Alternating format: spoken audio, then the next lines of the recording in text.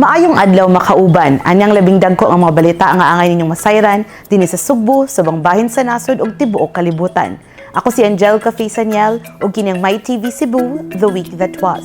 A recap of the stories that matter. Nagsugod ang simana sa pagpadayon sa impeachment trial ni Vice President Sara Duterte.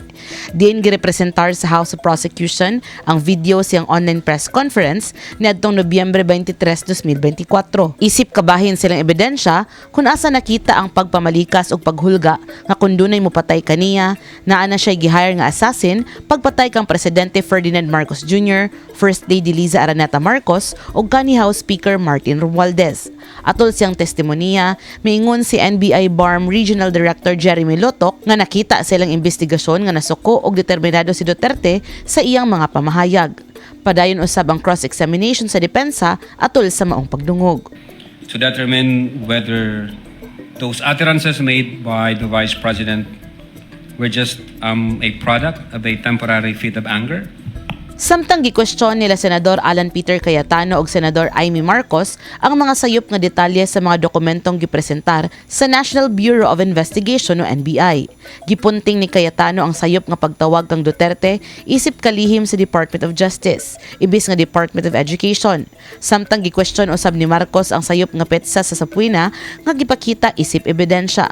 Mitubag ang NBI nga typographical errors lamang ang maong mga sayop. Sa laing kalambuan, gipasidunggan ni Presidente Marcos pinaagi sa presidential citation ang Filipina Chinese sensation nga si Alex Ayala. Gihatag ang maong pag-ila isip pagpasalamat sa iyang makasaysayanong kampanya sa Wimbledon, di nahimo siyang unang Filipina sa open era nga nakaabot sa 4th round sa torneo. Misaka usab si Ayala sa career high world number 28 sa Women's Tennis Association rankings. Sa Sugbo, nagpadayon ang pagpangita sa kapulisan sa suspetsado nga giingong milugos sa usa ka babaeng tindera sulod sa usa ka liquor store sa Barangay Basak sa Nicolas, Cebu City. Matod sa Cebu City Police Office, nailhan na ang suspetsado pinaagi sa iyang mga tattoo. Samtang sa Bugos City, naangol ang magtiayon nga mga senior citizen human sila gidunggab sa wala mailhing lalaki sulod silang tindahan sa barangay na Ilon. Base sa investigasyon, gipasilong una sa magtiayon ang suspetsado tungod sa kusog nga ulan. Apan pipila ka gutlo ang milabay, kalit silang giatake. Gipadayon sa kapulisan ang investigasyon aron mailhan ug madakpan ang mga responsable. Sa laing balita sa Sugbo, nagbangutan ang legal nga komunidad sa pagtaliwan sa retiradong executive judge nga si Mendrado Paredes sa edad nga 79. Gila si Judge Paredes isip usa sa mga respetadong hukom ug magtutudlo sa balaod nga nagbilin og dakong kabilin sa hudikatura ug legal nga edukasyon sa Sugbo. Pagabot sa Martes, gibalhin si Senador Rodante Marcoleta gikan sa Philippine National Police General Hospital ngadto sa University of the Philippines Philippine General Hospital o UPPGH aron ipadayon ang iyang pagtambal. Nakita si Marcoleta nga nagsulob og detainee shirt, protective vest ug posas sa wala pa isakay sa sakyanan sa Philippine National Police. Nagpabilin siyang ubos sa kustodiya sa kapulisan samtang nagpadayon ng iyang medikal nga pag-atiman. Samtang sa impeachment trial ni Vice President Sara Duterte, gipadayon sa depensa ang pagpangutana sa NBI kabahin sa ilang findings nga ang pamahayag sa Vice Presidente ni adtong Nobyembre 2024 mo'y giingong grave threats. Atol sa cross-examination, gikwestiyon sa depensa ang basihan sa NBI sa ilang konklusyon, samtang mipadayon usab ang mga objection gikan sa prosecution panel. Gipahinumduman usab ni Presiding Officer Francis Escudero ang duha ka kampo sa pagsunod sa hustong proseso sa impeachment court. Sa Sugbo, gipalanog sa University of the Philippines og multi-awarded journalist Cara David ang kamahinungdanon sa freedom of expression og responsable nga journalism atol sa commencement exercises sa UP Cebu. Matod ni UP President Angelo Jimenez, dili mahimong usa ka tinuod nga universidad kung walay luna alang sa kritikal nga panghuna-huna o gawastong pagpadayag. Samtang gipahimugatan ni David ang papel sa media sa pagpanalipod sa kamatuoran ilabi na sa panahon sa paspas nga pagkatag sa impormasyon sa social media. Magpalit man yung technology, dapat yung basic principles ng journalism dapat nananatili. And all the more na mas importante yung trabaho ng mga tunay na mamamahayag para ilabas yung katotohanan amidst all this chaos ng kasinungalingan. Sa laing balita sa Sugbo, personal nga nangayo og pasaylo kang Governor Pamela Baricuatro ang tulo ka menor de edad nga nalambigit sa nagkadaiyang insidente sa online school threats ug school violence. Ang duha ka minor gikan sa Talisay City mitugan nga ilang gisundog ang ilang nakita sa social media ug naglaom nga masuspenso ang klase.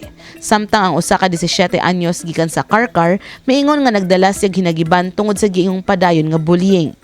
Gipahinumduman ni 24 ang maginikanan sa pagmonitor silang mga anak o giawhag ang kabatanunan nga dili dayong motuo sa tanang makita sa social media. Human sa mga meeting, gidesisyonan sa mga otoridad nga ipaubos ang tulo ka minor sa intervention program sa Department of Social Welfare and Development o DSWD imbis nga kasuhan. Pagsulod sa Miyerkules, may tambong sa Regional Trial Court si kanhi Cebu Provincial Capital Consultant o Jail Warden Byron Garcia aron atubangon ang laing cybercrime case nga ipasaka batok kaniya. Kahinumduman nga sa niaging buwan, nadakpan og nakapiyansa si Garcia sa lahi pang mga kasong giatubang. Padayon karon ang husay sa mong kaso samtang naghuwat sa sunod nga mga kalambuan. Samtang nanawagan ng Department of Social Welfare and Development Region 7 o DSWD-7 ug ang kapisanan ng mga broadcasters ng Pilipinas kun KBP sa responsableng pag-report human ilang gihulagway isip unethical ug unprofessional ang interview nga gihimo sa usa ka lokal nga media outlet ngadto sa usa ka rape survivor. Sa eksklusibong pakighinabi sa MyTV Cebu, gipadayag ni DSWD-7 Regional Director Shalane Marie Lucero ang iyang kabalaka nga ang maong interview posibleng nakadugang pa sa trauma sa biktima imbis nga makatabang niini. Gipahinumduman usab sa ahensya ang media sa pagrespeto sa dignidad sa mga biktima sa sensitibong mga kaso. Sa kalibutan sa showbiz, opisyal nang gipaambit sa actress nga si Bea Alonzo ang iyang intimate civil wedding uban sa negosyante og Pure Gold president nga si Vincent Co.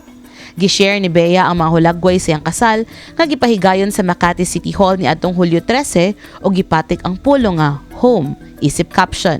Gikumpirmar sa magtiayon ng ilang relasyon ni atong 2025 human sila makita nga magkauban sa nagadaiyang pampublikong kalihukan. Pagabot sa Huwebes, gipaligon sa mga ahensya sa gobyerno ang pagpanglimpyo sa makasapaan sa Sugbo isip pagpangandam sa posibleng pagbaha sa panahon sa ting-uwan.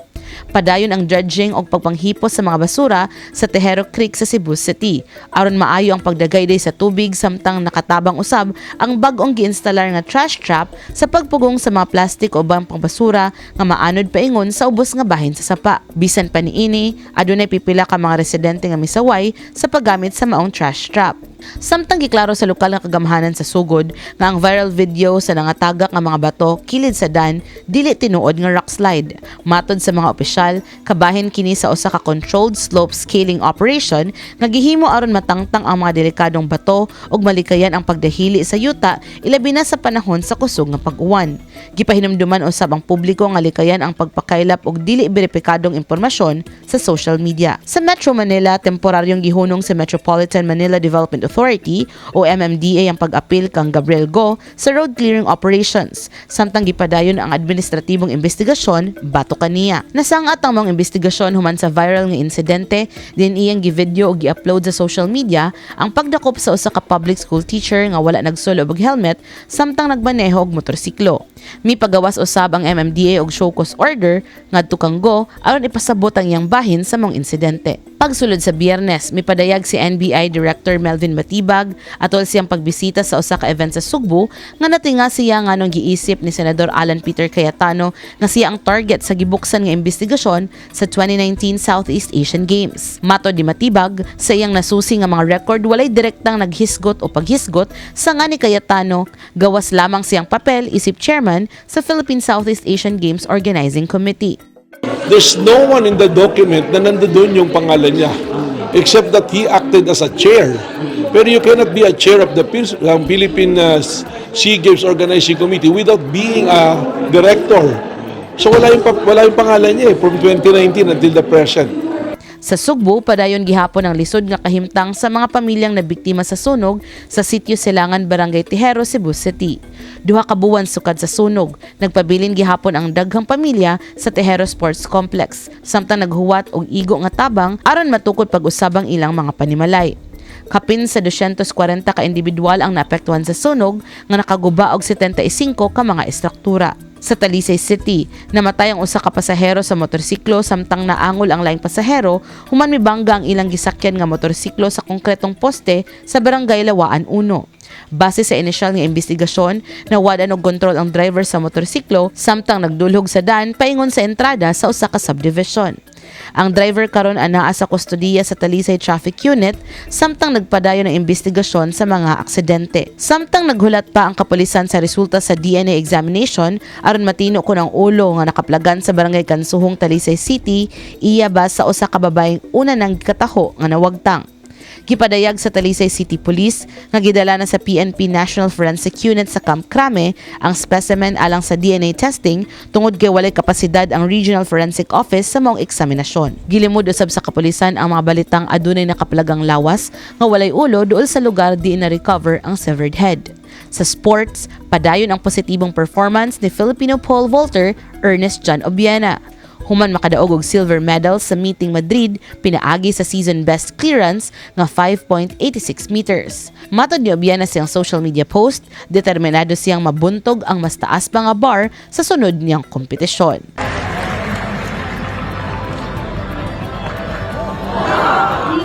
Mukad tong labing dagko nga mga istorya nga angay ninyong masayran karong simanaha. Ako si Angelica Faisaniel og kining My TV Cebu, The Week That Was.